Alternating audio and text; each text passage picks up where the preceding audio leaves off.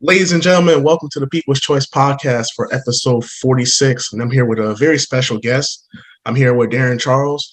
Thank you for being part of the show. You're an amazing actor, you're a producer, writer, and you're an amazing athlete from all my research I've done on you. So please, ladies and gentlemen.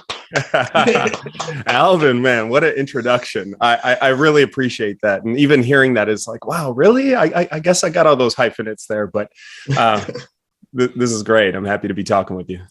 Oh, yeah, man. And the pleasure is all mine because when I read up on your bio and stuff, I was like, wow, like this guy's done a lot, man. I can only imagine like the stories and just the experiences, the things that you've gone through. I mean, like we can go on and on about it. But I love to start from the beginning. I always ask my my guests, what was your upbringing like? And for you growing up in Wisconsin? Yeah, so I'm a Midwest born and bred kind of guy. I was born in St. Paul, Minnesota, until about fourth or fifth grade, and that's when I made the transition to Wisconsin, which was a bit of a culture shock. I'm half black and white, so my father's side of the family is black from St. Paul, Minnesota, and we grew up, right downtown, urban environment, and saw a lot of different ethnicities. And then, when we made that move a little bit later on, it was a bit of culture shock moving out into the more rural spaces. So, yeah. What's your favorite part about there? Like, or maybe you're not best part. I always ask guests that too. Like the Midwest or Wisconsin? Yeah, in Wisconsin. So I spent my time 45 minutes south of Green Bay, which is called Oshkosh, Wisconsin. And coincidentally, if you watch enough late night TV, David Letterman, Jay Leno, and those guys, they'd always make fun of Oshkosh as kind of, like the boonies of maybe the United States or something. So it held a little bit of a connotation for a little bit for me. But, I really enjoyed it. I loved it. Perhaps because the city embraced me a bit more through athletics. Mm-hmm. But even beyond that, them being so good to my family as well. I mean, there's a lot of events that takes place in the area. It's the event city. So we have EAA where airplanes fly in from all over the world there. There's country music festivals, and, Milwaukee and Madison, the capital, are real close by. So I loved it for all those reasons, really, and more. Awesome, man. That's great to hear. I love when people tell just little backstories on growing up, especially the good stuff. Yeah, no, exactly. And that's the thing. I think there needs to be some optimism there. And let's also say that it's Packer country, because I see your fan zone back there. Yeah. I still, a lot of people that know me, I'm a big Steeler fan. I still lose sleep sometimes losing that Super Bowl to you guys. I rewatch sometimes. I'm like, man, if we wouldn't just fumbled right there, man. What was you thinking? Dang it, you should have cut left and right. Oh, man. That's a special type of heartbreak, isn't it? It is. That one. And all fans know that. So, But I was actually a little happy too, like just because I'm a football purist. I mean, I'm a diehard Steeler fan, but I was happy to see Aaron Rodgers win that ring, and Clay Matthews, all those guys, AJ Hall, Charles Woodson. So just because I'm a big football fan, but then it's like, man, that was my team. God. Yeah. Pulling at both ends is always there. In fact, speaking of that, I signed with the Chicago Bears after my college stint. And so being born in St. Paul, Minnesota, and spending most of my time in, the frozen tundra, and then getting picked up by the Chicago Bears. I mean, in our house, it was bumping heads, And I was going to get into that a little bit, because I can't imagine that had to be like a dream come true. But we're speaking on your athletic background. I mean, you were amazing in high school. I saw that you won 3 state championships in track and field, and also won a state championship in football as well. So, yeah, you did your research, Alvin. Yeah, I try. I was going to ask you, what was that experience like in high school, being a star athlete like that? It was great. I had an outlet for all of the emotions and things that I was going through, and the things that I carried with me from childhood. And that became a big part of my story. I went out for track and field my freshman year as this very skinny, lean, kind of timid kid. And My very good friend at the time, my best friend's father, said, why don't you go out and give track and field a try? It won't hurt. Just, see if you like it and go from there. Just do it for 2 weeks. That was actually what it sounded like. And so I went out and gave it a try. In my freshman year of high school, I high jumped 6'7", which was a little bit taller than me at the time. And then, placed in state and just kind of took off from there with track and field. I attempted to play some football my sophomore year. I had this amazing growth spurt, about 3 inches when I was 16 years old over the summer. And I outgrew all my clothes. So, I'm 6'6" now. I was 6'6" then. And they didn't have tall clothing then. So it was not at all. Yeah. So it was some awkward social stages going on. And I'll just come out and say it. My senior year photo, I had a unibrow as well. So, athletically, I prospered, but socially, I was still a bit in the awkward phase. That's funny you mentioned that.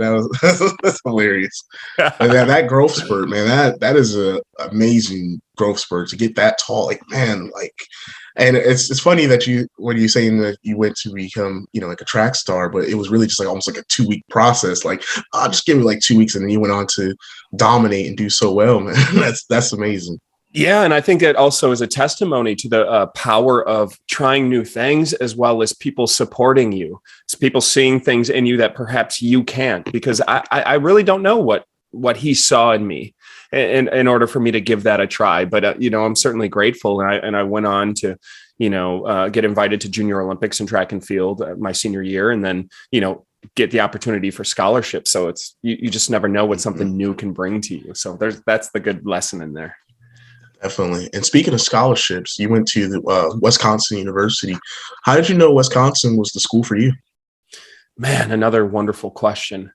I've been a guy who's been led by my heart and truth, and just intuitively feeling what is right. And, by the time I was my junior year in high school is when I actually became very good at football and kind of landed on that scene. So, and basketball, I thought would be my life leading up to all of this into high school. So, opportunities started to present themselves, and football felt right for me. And I remember getting invited for track and field and basketball and football basically everywhere, more or less.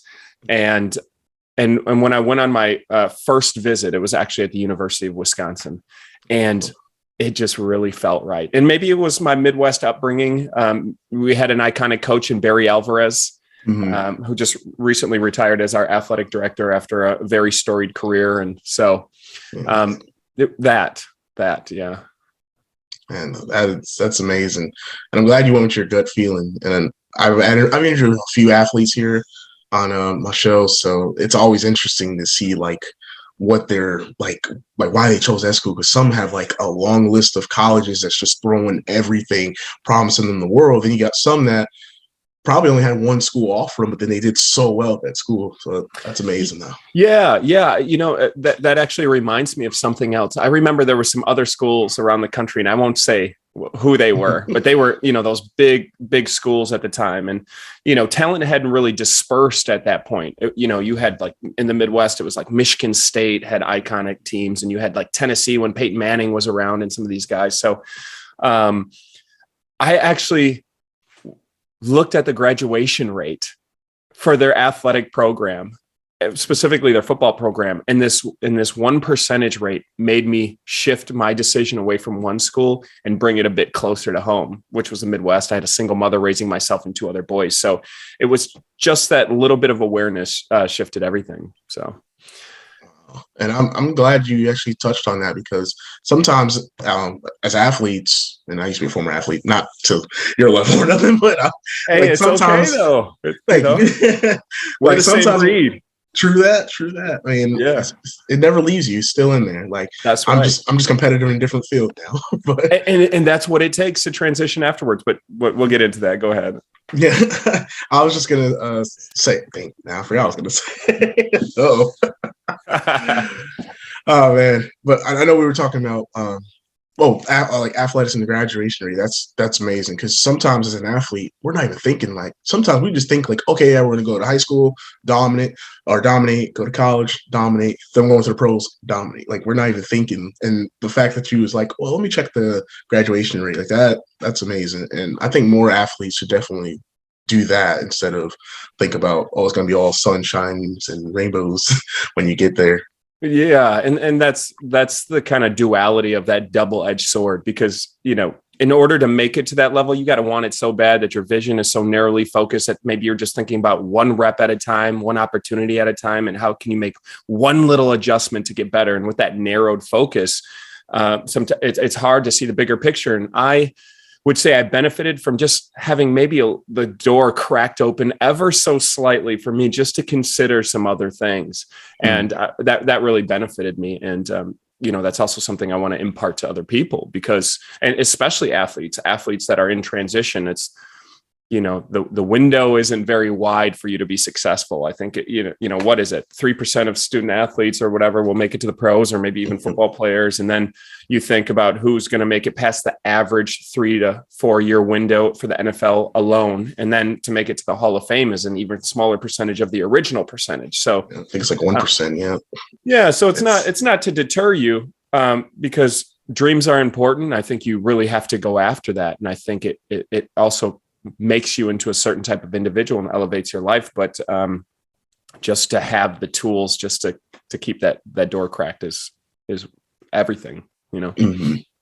And that had to be just amazing to think, like when you made that transition from college going to the pros to get signed by the Chicago Bears. What was that whole experience like? Like I can imagine, just from like your hometown, family, like everyone. So what was that like? I remember getting closer to it. You end your junior year of college. I ended my junior year of college, and I'm walking into my senior year. And, I knew I wasn't a first day guy of the draft. And my goal was to kind of get somewhere in the mid-second round. And I knew, we had a talented team, so I knew where some of the guys were at and maybe where I fell within that. But as you get closer to it, you want it more and more. And with that, also, I was trying to disconnect from the thing that I wanted so much as well, because I was a bit unsure of what would happen if I didn't make it. I didn't know what would happen to, my heart, my mind, my everything. Would this destroy my entire world? So I tried to be as healthy as I could through that process. And, I was with my family, and we were in the living room, some extended family, and we knew day one was going to pass. Day two came, and getting towards the end, and, hopeful. I didn't hear my name called, but I felt confident that this was meant for me. And so I guess you would say the third day, that following morning, my agent called right away and said, the Chicago Bears want to sign you to a free agency contract. And, for me, it was like, let's do it. And it was just a thrill ride.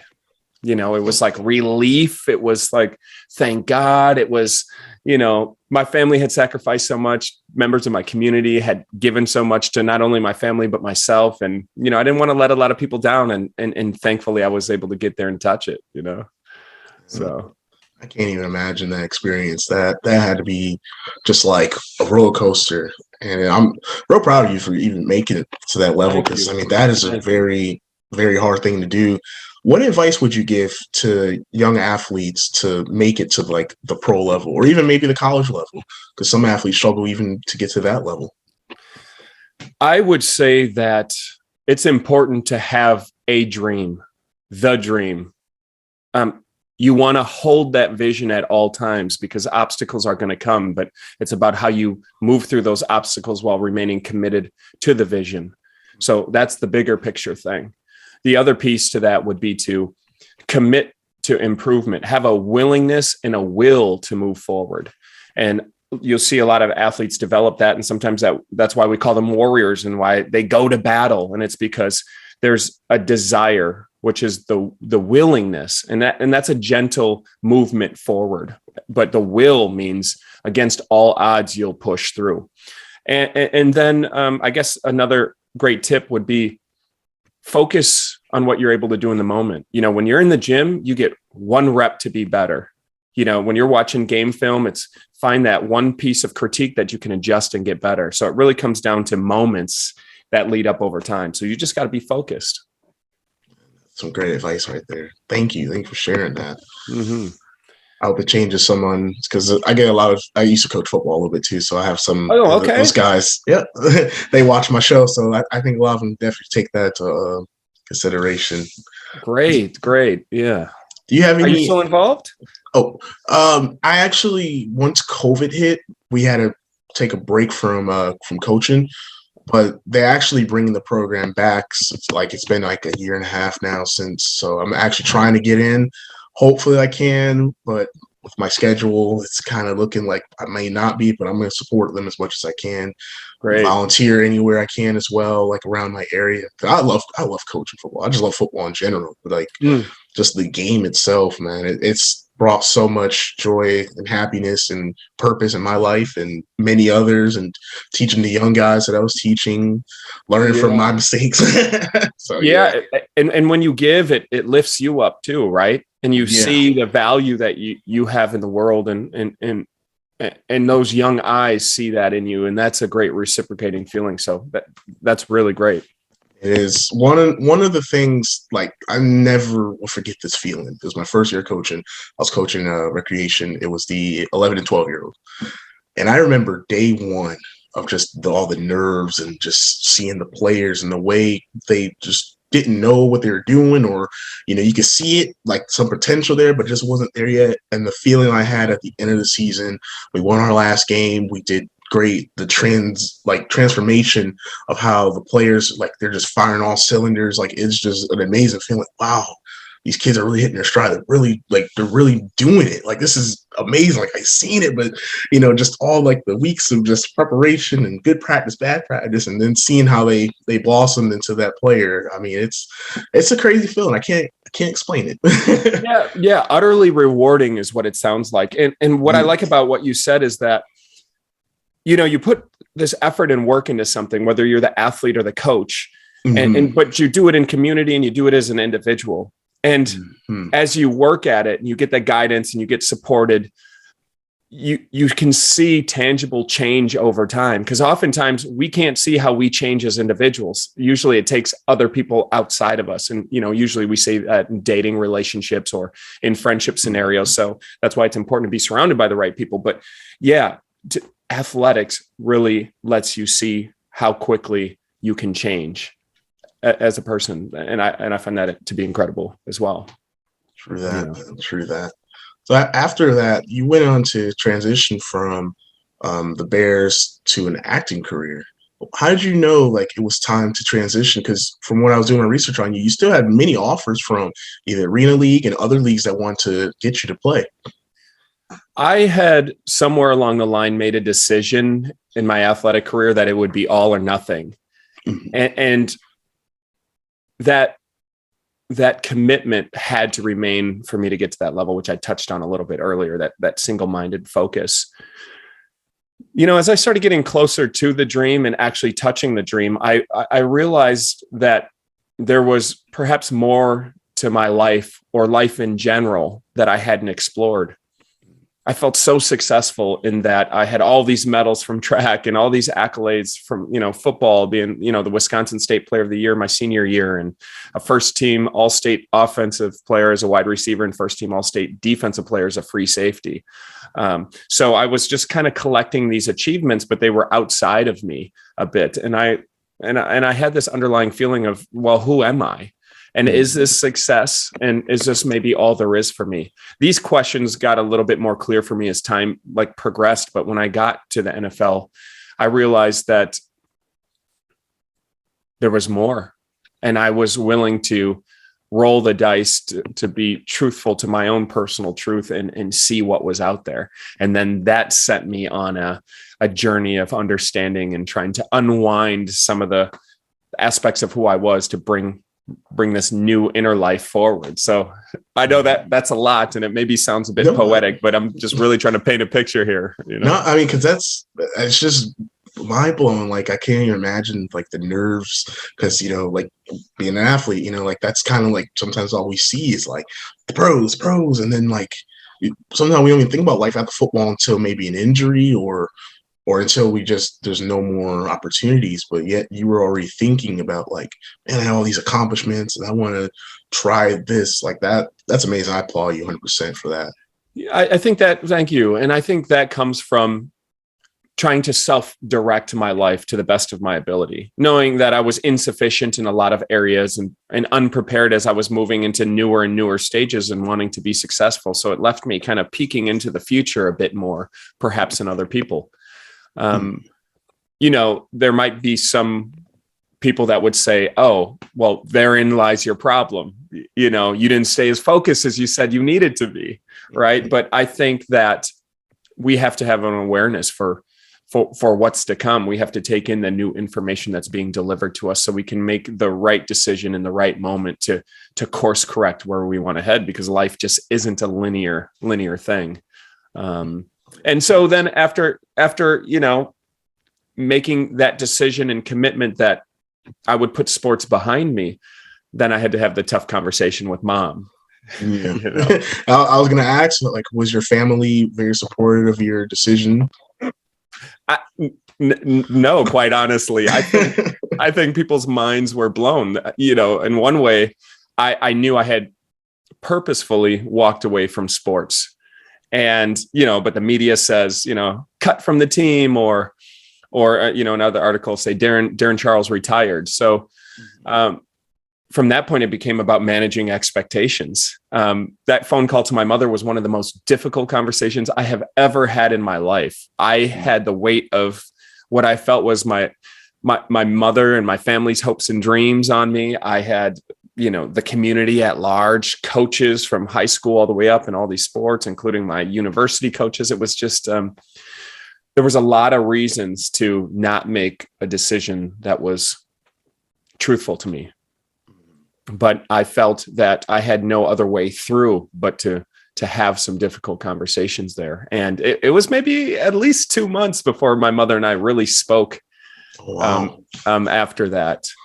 And that conversation wasn't very long in the first place. But I will tell you, since then, our relationship has grown stronger than it has ever been. And that's awesome. And all those accolades and all those achievements and all the reasons why I did those things in the first place, to elevate myself and my family and to change circumstances, was really for my mother and my family. So to have all of that back in a far greater and more positive space than it probably would have been had I gone a different direction. Definitely.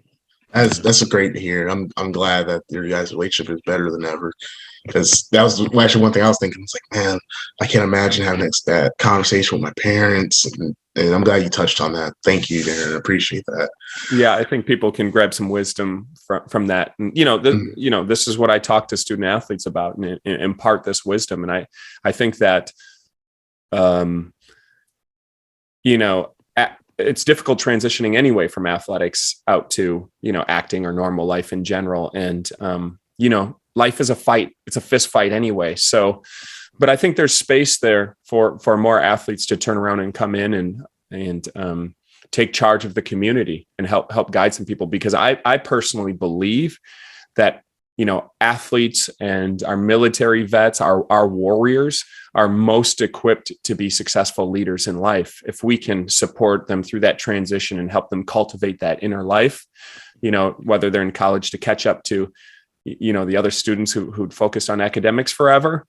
If we can get them kind of caught up in cultivating their inner life and using all those intangible skills that they develop through sports, will, strength, flexibility, determination, those things, I think it's just a launching pad. So I'm in that space trying to make a difference. Difference you are. You're definitely making a difference. And just from the people that's going to see this, I know it's going to make a difference.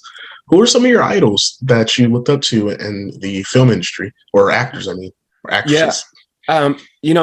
There's quite a few in that space, but, I definitely want to highlight Denzel Washington, who many people can identify with. I really fell in love with him in the movie Fallen in 1998. So if anybody's a movie buff, definitely check that out. And he got game. Jesus That's classic. Shuttlesworth. Yes. Yeah, I actually watched it not too long ago. did you? Yeah, so did Yeah, I. love that movie. Yeah, see Spike Lee, and he's a director that I'd love to work with too, and maybe some comedy kind of element, because I think that would be an amazing thing. And I love those stories that are centered around the man and a son, or redemptive qualities or transitions and changes in life. So He Got Game is a story that's really near and dear to me, and it makes me emotional, and I'm really connected to it because it's a question that I've thought about often throughout my life. Sidney Poitier, The Measure of a Man, his book. I've always been concerned with how are we measuring men, particularly in the Black community as well, but society as a whole. And, those movies really show the impact of society, culture, and African-American men. So yeah, I could go. That's a great movie too. I love that movie. Me and my dad used to watch it all the time because he's a big Julius Erving fan. He said, Denzel, just like Julius Erving, he hit that afro. Didn't he though? He did though. He really did. I know. Don't get me started, man. I might drop a tear over here. Oh man. Because those closing credits. Do you remember that song? I just seen the movie literally not too long ago, but I don't remember the song right now off my head. I'm not even going to try to sing it because I don't have the voice, but check it out. I will. I'll check it out. Just a few more questions. I know we're running a little bit of time, and I want to be respectful of your time. So one thing I love to ask, well, there's two things I love to ask all my guests, because I just love the different answers. One of them is the favorite quotes. So what is one of your favorite quotes that you lean on during the good times or the bad times? I don't have a quote that I lean on all the time. I'm constantly taking in a lot of information and I'm picking up new quotes. I'm reading a book right now by Simon Sinek called Start With Why. Anybody who wants to make real change in the world, I highly recommend it. Anybody who wants to open a business, a heart-centered business that'll last forever, go to that book. In there, he tells a story about a fellow named Ben Coleman who's suffering from cerebral palsy and ran cross country. And so, as soon as the gun went off, everybody would run the race. And, about 25 minutes later, everybody would cross the finish line. But this Ben Coleman, who was fighting through cerebral palsy, would stumble and fall and, kind of drag his body through because it really affects motor skills and reflexes and things like that. But he'd pick himself up with all of his energy and continue running. And so once all the other athletes finish the race, they would come back and they would pick him up and run with him, and other people would run with him. And I was blown away by this story. And when you start with why, you realize, that it's a heart-centered thing. So this man, Ben Coleman, was doing it for himself, not for the achievements, not for the outside world, not for the accolades. It was for himself. And Simon is quoted as saying in there, and this is rough, but you'll get the gist. It's when you compete against everyone else, no one's there to support you. But when you compete against yourself, everybody will come to help you.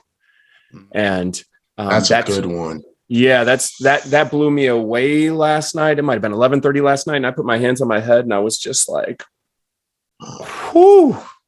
So, yeah, people sit with that. Think about that.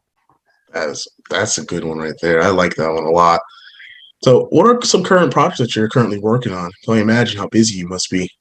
Yeah, I'm juggling a lot. Yes. I'm really passionate. I want to bring my gifts into the world, and I want to be in service of people and storytelling and leadership and lifting my communities up, and all things that I've kind of been doing, throughout the course of my life. Right now, I am focused on bringing my vision together in terms of speaking with student athletes, getting in front of them, high school, colleges, transitioning athletes as well, just impart that wisdom on what they can expect from high school to college. I myself, I had, parents, I had my mother there with me, but sometimes the people closest to you aren't equipped to give you the best tools possible. So it's helping guide them in that way. In addition, it's having these great conversations like we're having, where I get a chance to talk about why I'm passionate about it, why it's meaningful to me, and how my life has brought me to this point. And so that's another big thing. In the future, I have this massive vision of bringing together, the military and athletes and creating, online summits and festivals and resources and bringing in coaches and community and incubating these mindsets of like-minded individuals so we can, welcome our warriors back into society and culture and to themselves so that they can go ahead and continue to prosper, because for a long time, I just think they've been overlooked. So that's part of my mission. That's one big piece. And, I love storytelling. I love expression. I have, it's not something that's rewarded in your athletic career. And I found that as I went on this journey of adventure and discovery, that acting and storytelling is a way to reach people and move people. And so that's another really exciting thing. And then I guess just to kind of wrap this up a little bit, because I guess I could keep going, the floor is all yours. Yeah. Okay. The floor is all yours. I also have a book club that I've been doing for the past couple of years. So it's a personal and professional development book club. So it's devoted to self-help and self-development. And they're great books. They're not overly spiritual, but they're intended to be books that will give you the tips and tools to be successful no matter what field you're in. So they'll deal with everything from a little bit of finance to relationships and kind of everything in between. I'll give some more information on that, I guess, here at the end. But and then that's also a tool to point to other men that I come across, as well as these athletes and the warriors. It's just so important to have people who can guide and point you in the right direction, I've found. And as an athlete, when you're looking towards other men or other leaders to give you the tips and tools that you need to survive and thrive, sometimes they're only in specific little areas. So as you grow from your athletic career, it's important to find coaches in other ways. And, that's inspirational videos on YouTube, it's books and other resources. So that book club is something that I point to for anybody as well. So, join me. Let's have conversations. Let's grow together. Definitely, amen to that. Man. That's some good stuff right there. Because too often, it's like being in the athletic world, and sometimes we have some people that we know are just outstanding athletes, but just couldn't catch any breaks. And sometimes they even feel like lost. So I definitely recommend people to check that out, because I know a lot of people that are like that. They didn't know what to do, what advice to get, even beyond football. So that's great. Yeah, everybody's going to suffer at some point from transitions or lack of information that they don't know. Mm-hmm. When you grow, you realize your parents aren't superhuman and they can't teach you everything. So when you come from a place of being led for years by a coach or told what to do in the military, et cetera, it's time to change that dynamic and be active in your participation in your own development and to be supported as well. So, yeah. And where can all my peeps, that's what I call my audience, my peeps and new audience find you on social media? What's up, peeps? Thanks for listening. If you're still here with us, I can be found on my Instagram. It's Darrin.Charles. That's DARRIN.Charles. If you go to the profile link, you'll be able to get access to my website, my YouTube channel, the book club, my LinkedIn, and anything else. If you'd like to connect and speak with me, it's all available there. Thank you so much for being a part of the People's Choice podcast world, the community. Anyone that you want to shout out before we wrap this up, that just for always being there for you, give thanks? Yes. I really want to give a shout out to my mother. I did so much for her, as I said earlier, to get to this point of where I'm at. And, we made it through some challenging times and we're prospering like crazy. And even in that conflict and, misunderstanding of expectations, we've been able to come together and get on the same path. And you know what? I'm still doing it for her. I've just included a lot more people, including myself. Well, thank you again so much, Darrin. I really appreciate the stories, the inspiration, the advice. I can't wait for this to come out. Any last words that you want to give or anything? off your Yeah, I chest. just want to. I want to say thank you, man. This was a really great conversation. Thank you for doing the research. Thank you for your commitments to giving back to athletes and your audience base. So I appreciate you. Thank you. I appreciate that too. Oh, and one more thing. I also want to say congratulations to, I seen when I was doing research on you, you did a keynote speech too. That's really impressive. Yeah. That, that's it. It's on the transitions and all of these things that I talked about and more. So I'm not locked into one ideology or themes. I'm willing to be flexible because there's just so much information there, and I'm here to be of service. Yeah. Definitely. Thank you again, Darrin Charles, and everybody. Appreciate you, Alvin. Thank you.